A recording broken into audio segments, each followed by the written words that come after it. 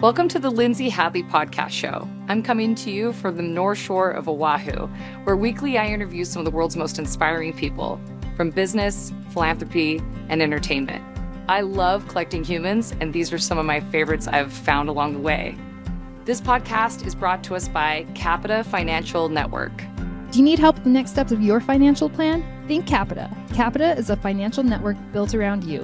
They have a team of financial advisors, CPAs, estate attorneys, Medicare providers, and Social Security experts to help you accomplish your financial goals. Call or schedule a complimentary consultation at 801-566-5058 or visit their website at capitafinancialnetwork.com. You can also check out their financial education podcast, The Financial Call, available on Apple, Google, Spotify, and YouTube. Hi, welcome to the Lindsay Hadley Podcast show, brought to you by Capita Financial Network. Today, I'll be co-hosting with my dear friend, Jess Larson. Hope you enjoy the show. I'm so thrilled to have you. You know what I found is it's the best to have somebody kind of give a little snapshot, because I think you'll do the best of wanting to share what you want to share about yourself. So do you mind maybe jumping in and just sharing with us, a little bit about your snapshot of your career, a little bit about you so our audience really understands all that you've accomplished? It's so exciting. You bet. Well, first of all, it's great to be on the show. Just knowing a little bit about the way it's exploded in the growth, humbling to be a part of it. So thank you for having me. Grateful to be on with you. I'm Jason Clement. I'm the CEO and founding partner, co-founder of Sports Facilities Companies. Our firm plans, develops, and manages youth and amateur sports complexes across the country. Our mission is to improve the health and economic vitality of the country. We get to do that one community at a time. Based on the work that we're fortunate to be able to do. I'm from the Midwest originally. I'm from Iowa, part of a family of 4 kids. We loved sports growing up. I'm the oldest of 4, and we got better as we got younger. So that tells you where I was in the pecking order. My younger brother, he's the coach of the defending national champion Ole Miss Rebels baseball team. My youngest brother was drafted 3rd overall in the Major League Draft in 2005. And my sister, probably the best athlete out of all of us, played collegiate softball as well. I was just an average high school player, but along the way, I got just as much out of my sports experience as, my siblings got. All of the things that you hear about, right? Character development, how to win, how to lose, how to be competitive. And really, that's my background and kind of how we got into sports facilities companies. We like to design, develop, and manage complexes that do just that, facilitate positive outcomes for kids and families. When you focus on that, it tends to be a pretty good business model. And we've been able to grow our organization over the last 20 years to almost 2,000 team members across the country now. We've worked in over 2,000 communities as well. So I guess 1 for every team member that we've got. And we have about 25 to 30 million visits annually. Wow. Into the venues that we're a part of. That's so impressive, Jason. The fact that it comes from, your childhood and the passions of your family, it sounds like it's just like DNA level, your work and your career. Do you have children yourself now? Are you working? Are your kids also kind of carrying on this passion for action sports? Yeah, my kids are 11, 10, and 8. So we got started a little bit later in life. My oldest is actually adopted from Ethiopia. And then we have a biological daughter who's 10 and a biological son who's 8. Very interested in adopting again. And that's, we can talk about that. That's a passion thing for my wife, Jana, and I. But yes, they're all very much into sports. They love it. They're playing every sport that they can get their hands on, at this age in life. Very busy, right? We try to say yes as much as possible to sports. Lindsay, I know you're on Oahu. We were there last month for spring break, and being a guy from Iowa, not a lot of surfing happening in Iowa. My kids tried it and they are hooked. So now they're like, "Can we go over?" We live in Florida, the Tampa area. They want to go over to Cocoa Beach. Yeah. They want to get their own surfboard. They're into it. So we will play everything and anything that we can get our hands on. That's so amazing. And I do want to talk about your adoption. That's so exciting. I've spent, over a decade in my work addressing issues around vulnerable children, those in foster care and or in orphanages around the world, institutionalized, that need permanent loving families. So I just think the adoption stories are some of the most beautiful, miraculous stories out there. And I know they're not for the faint of heart. Like it's heart wrenching and difficult and has all the ups and downs, but also I don't know that I've ever met anyone who says in the end, net, it was just like the greatest gift in their life, right? So I can see why you're addicted and want to do it again. But Jason, that's so awesome. So tell me a little bit, like right now in this phase in the growth of your company and what you're trying to accomplish. What is it that you guys are trying to achieve? I mean, sometimes it's fun to establish to our listeners right away in case we have so many really high capacity and high character guests, but we also have that on as listeners. There's so many people that listen to the show that can make stuff happen. And sometimes we get people reaching out. Can I help? Can I connect? And so what is it that keeps you up at night right now? Or what is it that you're trying to accomplish? I hope you're not being kept up at night, but like what is it that you hope to see happen at this phase in your growth in your business? Yeah, well, look, a lot of ways I can go with that question. It's a great question. Ultimately, we want to serve more and we want to serve better as an organization. So, what we do again is develop and manage venues to facilitate healthy outcomes for families. So what can we continue to innovate? I joke that we're a 20-year-old company just getting started. We are constantly innovating. Our entire team is empowered to be entrepreneurial and find different ways to grow and innovate, for the communities and the venues that we're in. The youth sports and amateur sports marketplace is so fragmented and it's just exploding, continue to explode. You've probably seen the stats. Depending on what periodical or study you're looking at, it's anywhere from a $35 to $50 billion industry. And it's just continuing to go from there. And with that type of growth and it being that fragmented, there are, certainly positives. And there are also some challenges that happen. And when you talk about supporting kids and creating and fostering an environment for them to grow in a healthy way, the youth sports space has both of those. Absolutely. The good and the bad. So we are trying to bring solutions, to the good. There's so much good that's happening here because of the growth and because of the money that's flooding into the space. There are certain socioeconomic classes that are being left out. Yeah. So we're trying to bring solutions to the table as well that provide access to all of the kids, all of the families, all of the adults that otherwise wouldn't have access to, get the healthy environment. So for me, that's probably, I don't know if it's keeping me up. Well, it is. You ask my wife, I'm up a lot about things, but that is one of them. How can we continue to be a positive force to impact as many people in a positive way as we possibly can, with the gifts, the experiences, and the resources that we've been provided and given. Oh, wow. That's amazing, Jason. And Jess, you have spent your whole life in action sports, surfing, skating, snowboarding, now your kids as well. I'm sure you're just excited to talk with Jason about, this industry and your thoughts about, how much being an athlete has shaped you. Yeah, totally. I don't think everybody knows that basically the most famous surfer in the world, Kelly Slater, grew up surfing in Florida. It can produce some pretty great places. And even though action sports and judo and some of the martial arts I did competitively dominate a lot of my life, I will say the basketball teams and soccer teams when I was younger, and then playing baseball as a kid, were big lessons. My first year playing baseball in the 5th grade, I was like the best hitter, won the award, and then on the second year I played baseball, grade 9, I was tied for the worst player on the team. And but it was interesting being on a team that went undefeated for the whole season, through all the playoffs, through the championship.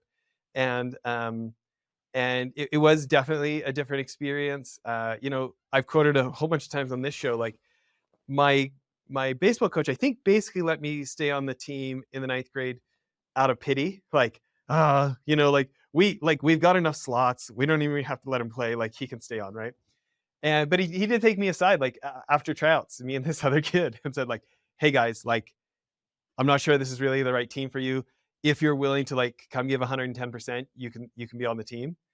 And his name's Darcy Ralph, and he would say things to us like, you basically could not get in worse trouble than not sprinting to first, even if you were out.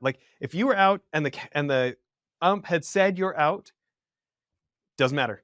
Like, you sprint to first, no matter what, every time, no matter what.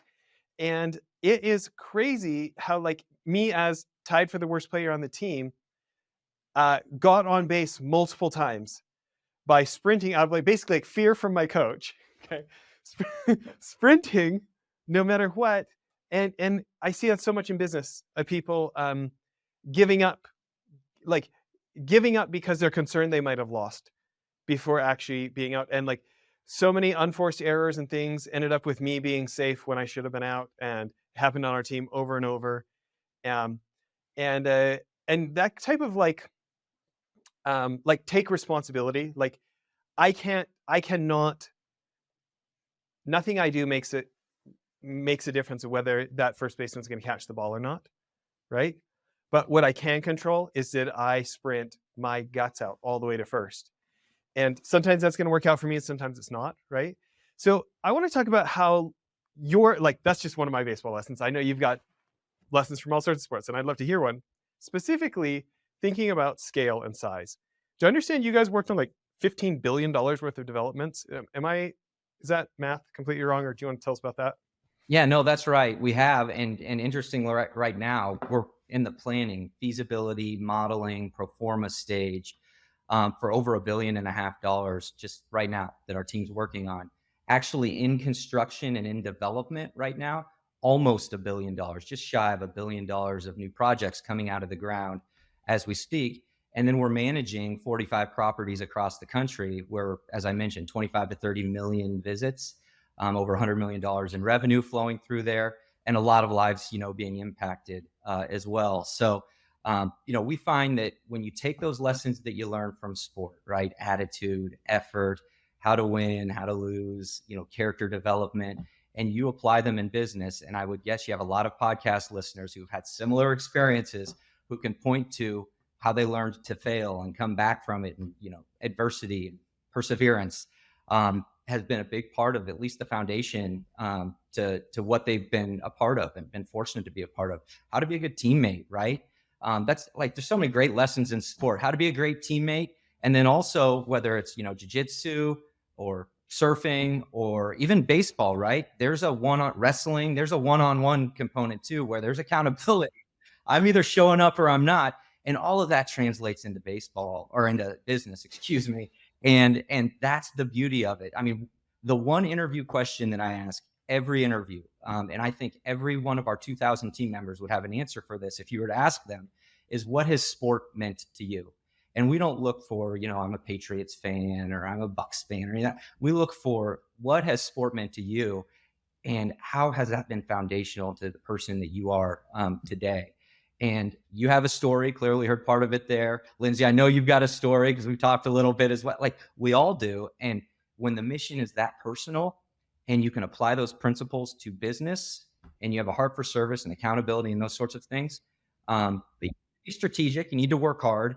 But when you do all of those things well, at least in our experience, we've done just fine from a business perspective as a result of it. So, can we needle you for a specific story? Can you tell us one of the, like, whether it's a defining moment or just a sports story that made a difference that still applies in your life and business today? Yeah. Well, I'll go to kind of my experience of how we launched our company here and how that worked. So, I knew coming out of high school that I wasn't going to be, my youngest brother and go to the big leagues, right? Sort of thing. So I wanted to get into sports architecture, and that was how I was going to, stay close to it. So I studied sports architecture at Iowa State University. The Harvard of the Skunk River Valley is Iowa State University. And I came out of school and I got to go work in Kansas City, which is the mecca for sports architecture in the country, at least at the time. And I was working on some cool stuff: universities, stadiums, arenas, Naval Academy, football state. I mean, some really cool projects at a young age, working with athletic directors and head coaches, those sorts of things. And I was given a little league complex in North Kansas City to manage. I was a snot-nosed kid, 24 or whatever, right out of school. And I was not fired up about it at all. And we went to the county commission meeting, I presented the site plan, and that developer had hired another gentleman who had just opened up his own facility in Detroit, Michigan. And he was an ex-professional soccer player. And he stood up and he talked about in Detroit how dads were coming, to kids who otherwise wouldn't spend any time with them, but sport was bringing them together, and about the lessons these kids were learning on the ball field that they otherwise weren't getting in their community, their school, or at home. And in that moment, man, it was like a bolt of lightning. It was like, this is where I'm meant to be, because I was the average player, right? In high school. I remember the big stud in high school. I was a junior, playing shortstop. We had a pretty good team. We were going to state tournament. And the stud, the all-state first baseman, kind of threw a little, pity party because frankly, we were making errors. We were chucking it around a little bit. And I remember after the game, I walked up to him and I was like, hey man, you're the leader on this team. Like, we all need to engender some confidence here, and you can either tear us down or you can build us up. And man, I'm like the little 5'10" shortstop, and he's the 6'6", right, first baseman. And he's like, you know what? You're right. You're right. And that was one of the turning moments, at least for me in my career, where I was like, hold on, there's a leadership opportunity here. It matters. And now you fast forward to, this county commission meeting. And I was like, this is where I'm meant to be. I get to help create buildings and environments and a culture that is going to make that same sort of impact, because there are a lot more average Jason Clements than there are Jeff Clements, right? In the sports world. And for me, at least, that was really the seed that was planted that, has grown from there. I love those things that sound like such simple stories, but like just you saying that to me makes me want to be like, well, what can I do for my community? I thank you for sharing that. Lindsay, what kind of questions does that bring up for you? Yeah, Jason, I love how you're discussing that you weren't really on fire until you saw the why, I mean, I can imagine after like playing sports and being at that age and kind of having to kill your dream of being a pro athlete or whatever that we all have to come to at some point. I mean, I played soccer. I played collegiate level soccer, and similar to Jeff, like I went from a small town where I was the freshman starting and I was VIP of as a freshman to varsity. And I was like, man, I'm good at this sport. And then I moved to like a huge school, like a 4A, went from like a 2A to a 4A. And I was like benching as a junior and, senior. And it was the most humbling, incredible thing for me, because I was a big fish in a small pond. And then I just had to like really, really work hard. And in college, like, I know that like, that was the one thing I did do. I was like the Rudy on the team, right? Like I worked harder. I would lap the whole team, sometimes twice. I mean, I was like, that was my thing. I would just die before I'd, get off that treadmill or whatever. Right. Like, I mean, so the work ethic that it taught me, and over time it paid off, right? The long-term edge that I had, even though I didn't have, because I started playing sports. My dad, we traveled internationally, and a lot of girls in soccer start at age 5. People start 3, 4, 5. I didn't start till I was 15. So I had a 10-year disadvantage in touch on the ball. And so my sense of the field, my sense of and skill set just wasn't there. But the work ethic over time, because I was so committed, by the end of my collegiate level year, I got to really see some serious, success and saw myself, starting and getting and having the experience I wanted in sports, where I really got to be a massive contributor. And it was like really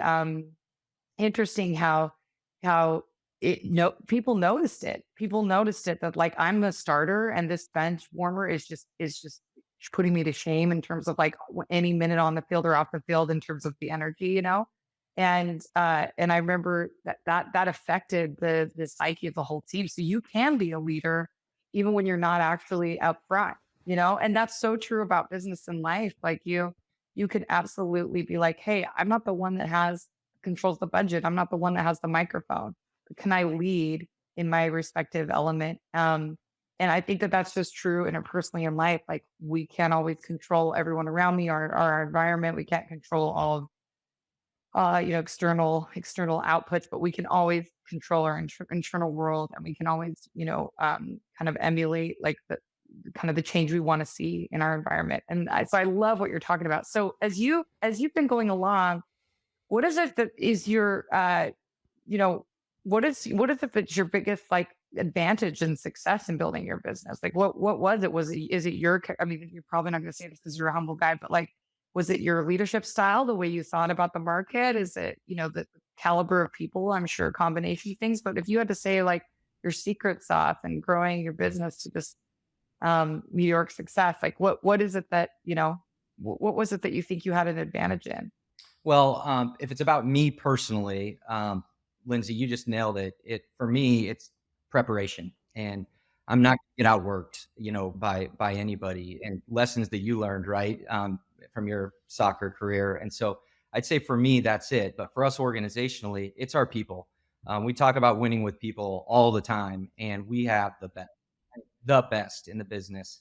And we try to create a culture where performance matters. We have a guiding principle that the scoreboard matters, and that means you got to perform, right? And there's always a scoreboard. And if there isn't a scoreboard, that's on me or us as leaders, because we haven't defined what winning and losing looks like within the organization for each particular role. And so we think that accountability matters. We think accountability is a beautiful word. People want accountability. And when you lay out the ground rules and how you win and lose clearly, the achievers rise to the top. And those that can't achieve, they recognize it and kind of self-select in the business, world, at least within our organization. But those that are up for it, man, they go and get it. And then we just have a lot of fun, building the culture and doing what we do from a business perspective there. So those are, it's always about the people. For us, we're in a service business, in a service industry.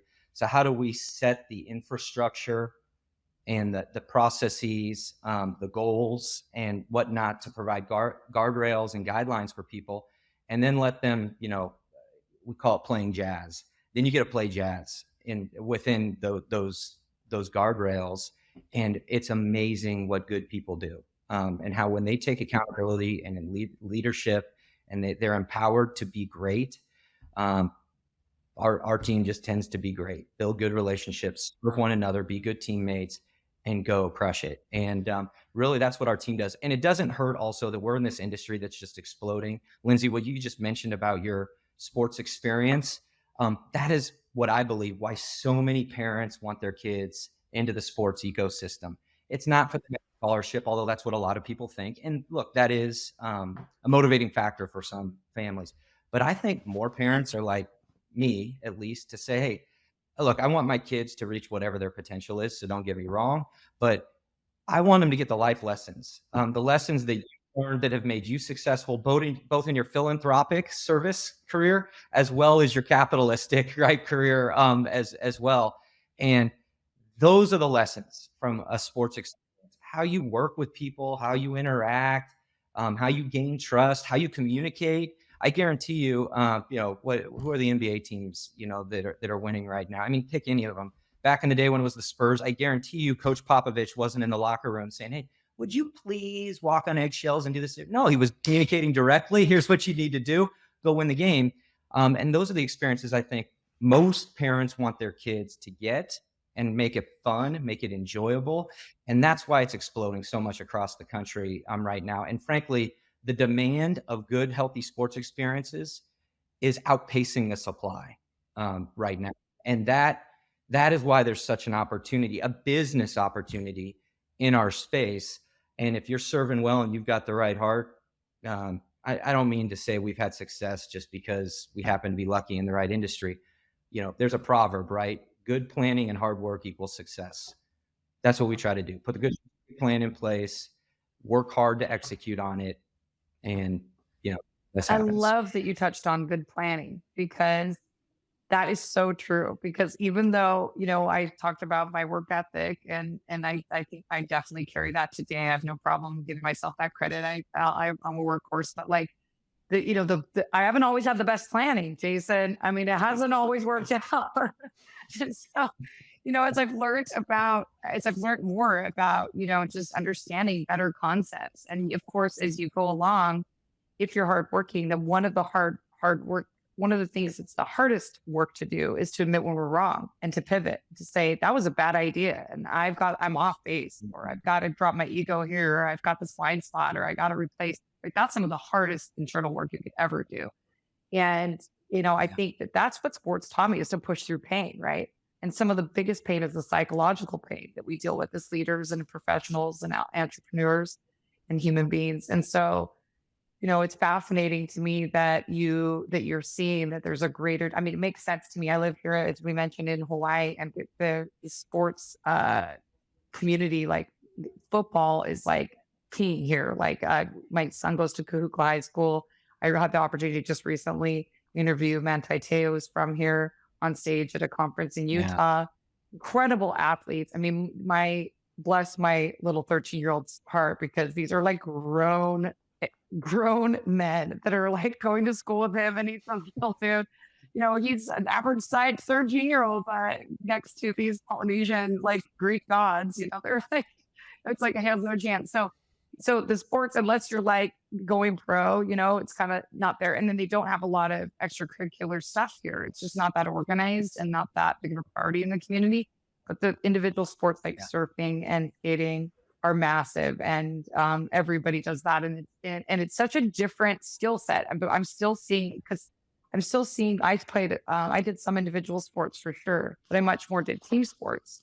And so I'm seeing my kids and I'm like, wow, they're still learning. They're still learning and building a skill set. They're still learning that, when you get thrown off your board and get scraped up on the bottom of the ocean with a bunch of coral, like, you get to decide to get back up there and face your fears. You get to learn that there's a pecking order and a meritocracy in culture, and, hey, that's not your wave. You're not a local boy, and like all these things, these are highly important, intuitive lessons, like you said. So giving that, providing that for the youth is just invaluable. Jess, what does that make you think about when you think about all the gifts that a business like this might be offering? There's so many, and I would love to talk about the idea of families connecting more instead of isolation of screen time. Maybe before we get to it, though, I want to talk about the scale. The idea of doing 100 million a year in revenue. There's so many founders, CEOs who might be listening today who aspire to get to that kind of level, and we can only guess what it's like. If you were going to make a comparison, what's it feel like, the difference between doing 10 million a year in revenue and 100 million a year in revenue? Zero. It really, as once you grow and you set the systems in place, someone told me a long time ago that actually the hardest part is getting to 1 million. And that's my experience. The first, getting to 1 million is the toughest, right? As you're building and you're growing in that way. And for us, really getting to scale is about collaboration. And just in our business. So I read this recently in a book about collaboration, where they said, look, coming out of World War II, we were a production economy. Then we became a consumer economy. And now we're in this kind of creator economy, right? Where it's about content, the creators, either social media or product or service that we're creating. But the next, and the future's here in youth sports, is the collaboration economy. And that's where you partner, you trade, you rent, right? Services and products in a way that allows you to grow. And look, I have an executive coach, and he said it, maybe 5 years to me. He said, hey, once you get this spark in your business over here and a spark over there and one here, pretty soon you're going to have combustion, right? And everything's going to go. And that's kind of what we're finding here. As long as we, again, create that spirit of innovation, drive a standard of excellence in that way, we found that combustion happens and everything starts to grow at even a higher scale and in a quicker pace than what we saw before. And so for us, that's where we're at. And that's really the difference. And once you get into that spirit of collaboration, we say collaboration is our strategy.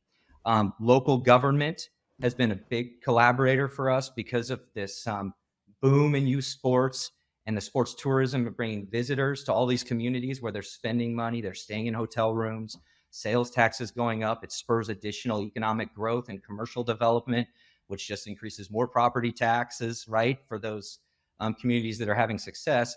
And what I've found is in politics in general, and certainly at the local level, it's a copycat league. So they see that, this is working over in this community, so we want to have that too. And now we're seeing kind of an arms race as it relates to sports facilities. Now, look, we're the benefactor of that because we know how to collaborate and help people plan, design, develop, and then operate successfully these complexes, which is what we do, and that's our role in it. But it's collaboration with these tournament providers, with the local government, municipal. It's the financing sources, and the business just isn't roll out the soccer ball and go see them play. There's a lot of planning and preparation that goes into that, so that by the time we get to opening day and we're rolling out the soccer ball, which is what we all want to see. We want to see kids playing, getting the benefits of everything that we spend a lot of time talking about here. There are a lot of important business components that to make it work. The graveyard of failed sports facilities is littered with complexes and leaders that didn't actually plan properly. And it all comes back to that preparation and putting the time in and asking the hard questions, so that when you do get to that point, down the line, you're strong financially, you've got a great community message, kids are getting to participate that otherwise didn't. There's more community access to it. The economic development is happening, as a result of that. Within the community, home prices are going up, property values are going up. There are just a lot of things that happen in the community when, the overall tapestry of a successful community, when the one thread of sport and recreation is happening right. And we're blessed and fortunate to be able to partner and collaborate with a number of municipal leaders who are visionary in order to make those things happen. Maybe my follow-up question then has to do with the systems that you're talking about. There's so many companies that, they beat the odds, they make it to the first million, right? And then they 5 times that, or 10 times, they get 5, 10, 15 million. But then the systems that they built kind of start breaking down. And there's so often this plateau. And for some, certainly it's, the addressable market. They didn't pick a big enough market, right? But for many others, it seems like they don't have a system for continually bringing in the next level of business and the next scale of business. And so I'd love to hear your thoughts on, for founders, CEOs, even fund managers advising portfolio companies, as they are trying to think about planning for the kind of business that will continue to acquire customers, like not just 10%, not just replace who we lost, but like double ourselves and 10 times ourselves. What's a principle for that kind of planning when maybe your natural systems are almost headed towards plateau? Mine is more a characteristic. It's, be humble and have humility as well. Because again, the graveyard of startup and even successful businesses are littered with founder-led organizations that thought because of the way they did it when they launched the business and got to that first million is still the way that it works. And I have to constantly be reminded of that. And so it's such a cliche to say surround yourself with people smarter than you, but it is absolutely the truth in terms of surround yourself with people who have had a set of experiences that are relevant, that allow them to go build and grow what they know and do well, and then have the humility to empower them to tell you when you're wrong, which happens every day. But with me, our team, our CFO he was the CFO of Walmart.com. Our COO went from store 2 to store 57 of Galleon Sports Stores, which was later became Dick's, sporting goods. Our executive vice president was the CEO of the Chicago Park District, which is the largest park and rec district in the country. 7,500 team members. I think he had a $500 million budget, there, which, we're smaller than where he came from. So, surround yourself with people who have been where you're trying to go, and then, listen to them. So that's the first part of it. Now, to answer your question about the scalability of systems and processes, I think at least in our business, what we're finding is we have to constantly be evolving, in that way. HR, you have 2,000 people. I joke with our team, the great philosopher Biggie Smalls once said, "Mo people, mo problems." I'm not sure that's exactly how it went. That's, again, our HR team is constantly saying, hey, what got us to here isn't going to get us there. And so as, again, the founder or the leader, if I were talking to anybody, I would say, cast the vision, challenge the team that this is where we're headed. Now we need to build the systems and processes that work when we get to there.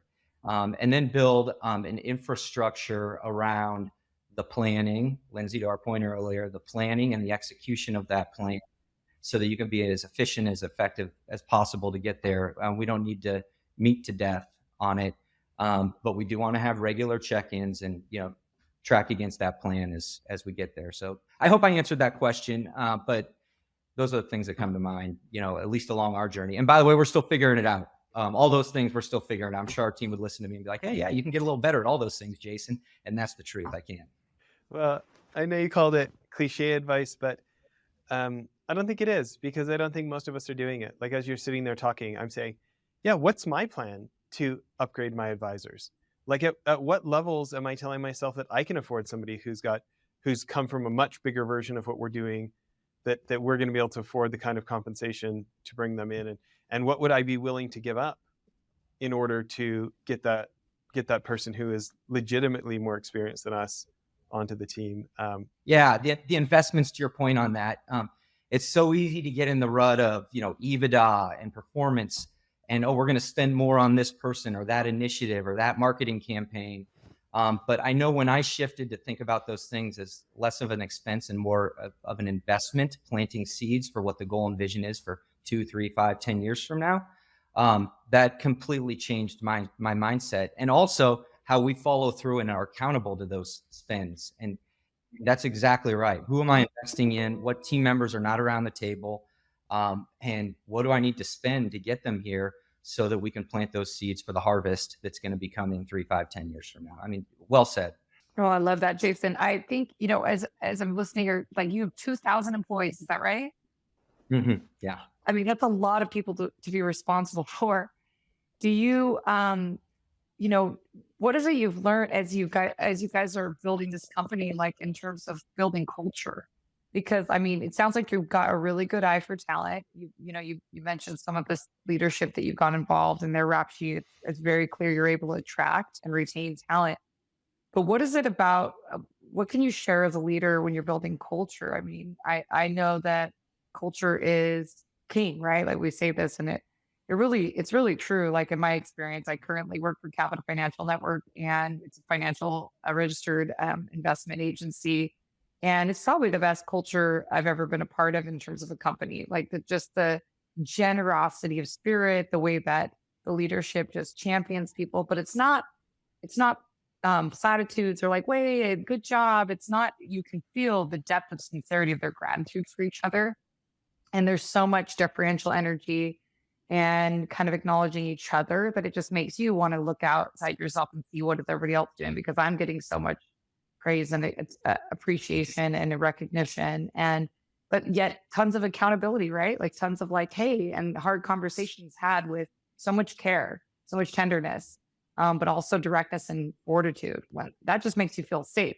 These kinds of things at Capita have just been like life-changing for me and brought me so much joy, and the way the long-term accounting on relationships they have with our clients, with the community. What are some of the things you would say about your business, your culture, your people that you feel like are standout, knockout kind of highlights? Yeah. Well, one thing with our culture is the way that we communicate and work. It's not hierarchical. We think that the next generation company, in which we try to be innovative in the culture we try to create, is, it's less about, the army that you build. It's not World War II, where you have these generals who, have these platoon leaders that, communicate down. We're more of a matrix organization in which we partner and we collaborate, and we just have accountability to one another. And that's a really important piece of our culture in that way. And that's, at least for us, how we've seen the organization grow, so that you have multi-discipline,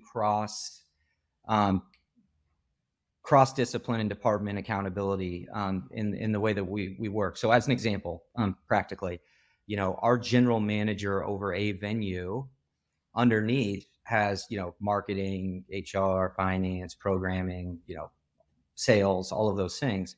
Well, we have a home office that supports all of those things as well. And our department heads one of my business partners, and she's our senior vice president of marketing, reports to our general manager for that particular venue as well. And so we just make sure that we have a culture of accountability to one another in that way. And in doing so, that type of culture isn't for everybody. And so you have to be really judicious about who fits in it and who doesn't.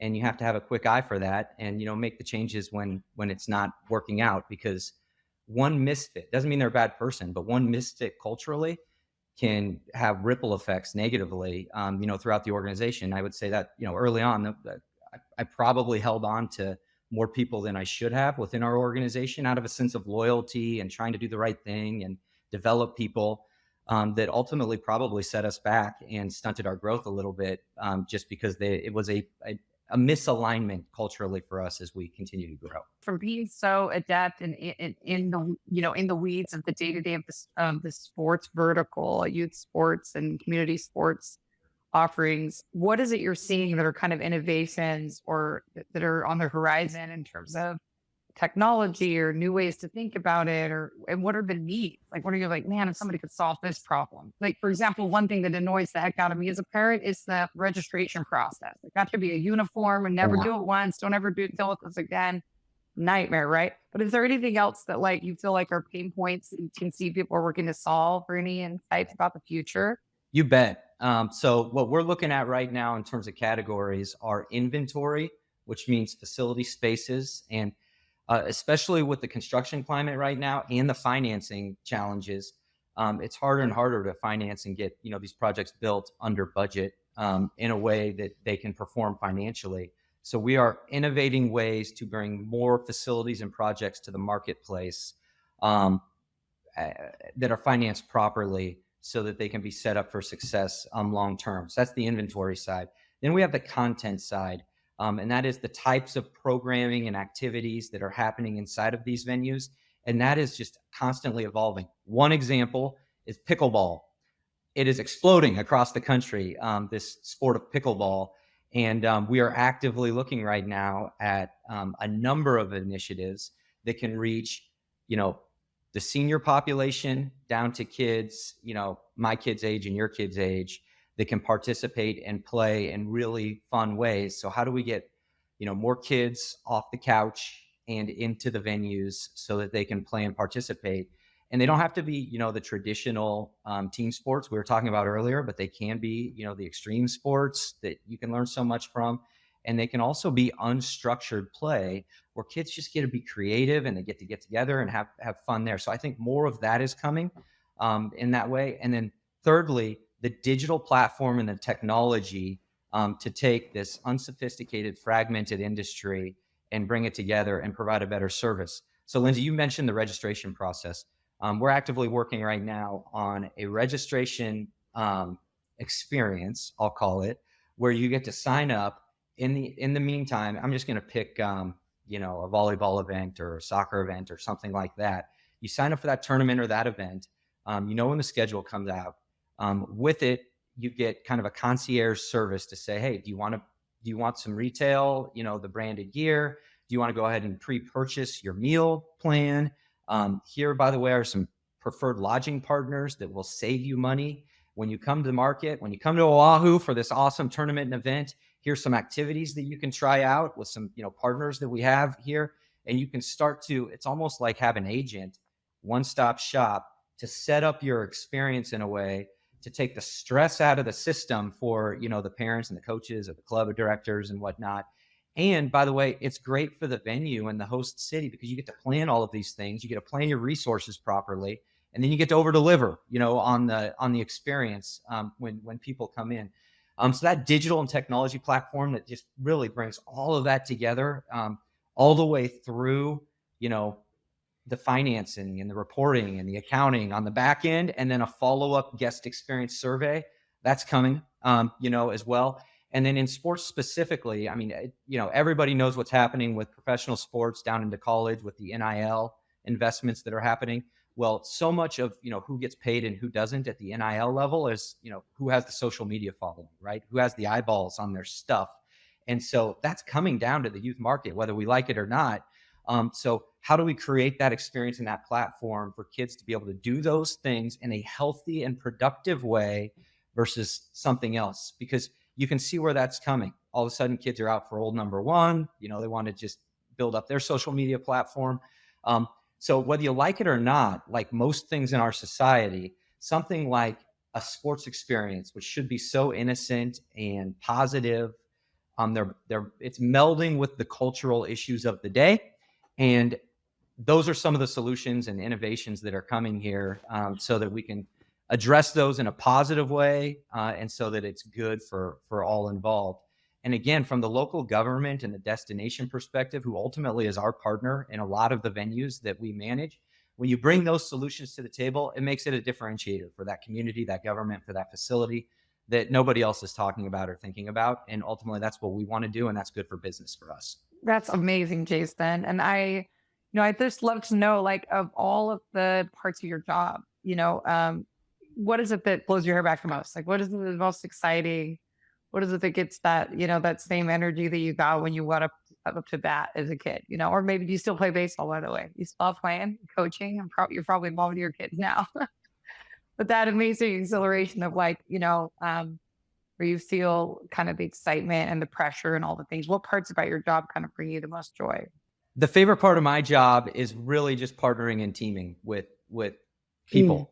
So whether it's the facility owners that we work with, who have clear objectives and goals for investing in, $30 to $100 million developments and sports complexes. I love learning what those objectives are, what those goals are, and then helping create the plan to go execute on operationally to achieve, those objectives. And really, at the end of the day, that's what we do as an organization. I love partnering with our team, whether it's my weekly or my monthly one-on-ones with our team member.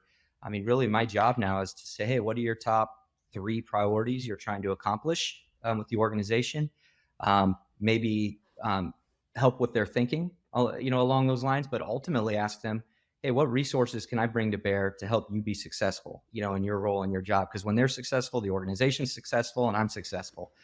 So really, Lindsay, it all comes down to how can I partner? How can I team to allow these people, whether it's an external or an internal relationship, allow them to, have the most and highest level of success that they possibly can.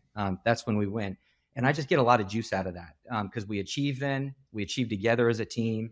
And then ultimately, obviously it's good for business from that perspective. Amazing, Jason. And we heard it here from the man who creates the ultimate team sport opportunities. Be a good team player. So Jason, thank you so much for coming on the show. We're so appreciative. Thanks for what you do in our communities and all that you're doing as a leader, such immense character, and just such a treat to get to know you. Thanks so much for coming on. Hey, likewise. Hey, and thanks for all you're doing, to create a platform that enables entrepreneurs like me to learn from one another and get challenged. Clearly, I mean, you guys are the best at what you do. So humbled to be a part of it. I appreciate you inviting me to be on with you. Thanks so much. Thanks again. Thanks, Jess. Do you need help with the next steps for your financial plan? Think Capita. Capita is a financial network built around you. They have a team of financial advisors, CPAs, estate attorneys, Medicare providers, and Social Security experts to help you accomplish your financial goals. Call to schedule a complimentary consultation at 801-566-5058 or visit their website at www.capitafinancialnetwork.com. You can also check out their financial education podcast, The Financial Call, available on Apple, Google, Spotify, and YouTube.